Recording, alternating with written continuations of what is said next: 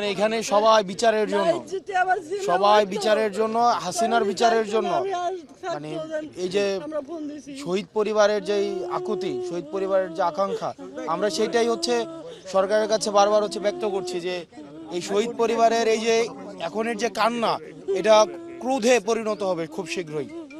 যদি এই আহতদের এবং হচ্ছে শহীদদের পরিবারের বিচার নিশ্চিত না করা হয়, দ্রুততম সময়ের মধ্যে আওয়ামী লীগের বিচার নিশ্চিত করা না হয়, এই কান্না ক্রোধে পরিণত হবে। এবং এই সরকার আমরা দেখতে পাচ্ছি যে বিচার, এটা হচ্ছে খুবই, আমরা কোনো দৃশ্যমান বিচার প্রক্রিয়া এখনো পর্যন্ত দেখতে পাচ্ছি না, যেটা আমাদেরকে আশাহত করছে।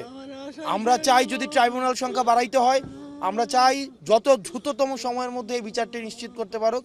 কারণ সোহেলের মার কাছে আমরা সোহেলকে কোনোদিন ফিরাই দিতে পারবো না, এটা আমাদের সীমাবদ্ধতা। কিন্তু আমরা চাই আওয়ামী লীগের এবং যারা এই হত্যাকাণ্ডের সাথে জড়িত তাদের দৃশ্যমান বিচারের মধ্য দিয়ে অ্যাটলিস্ট এই সোহেলের আম্মাকে আমরা এতটুকু যে শান্তি দিতে, এতটুকু যে আন্টিকে নিশ্চয়তা দিতে যে আমরা অন্তত বিচারটা করতে পারছি।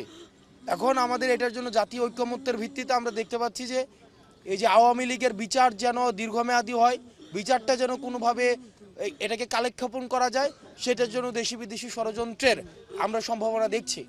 এই সরকারের কাছে আমাদের স্পষ্ট আহ্বান থাকছে, আপনারা ছাত্র জনতার রক্তের উপরে দাঁড়িয়ে আপনারা সরকার গঠন করেছেন এবং আপনাদেরকে মাথায় রাখতে হবে আপনারা একটা ইন্টারিম পিরিয়ডের গভর্নমেন্ট, আপনারা একটা জরুরি মুহূর্তে আপনারা ক্ষমতায় এসেছেন।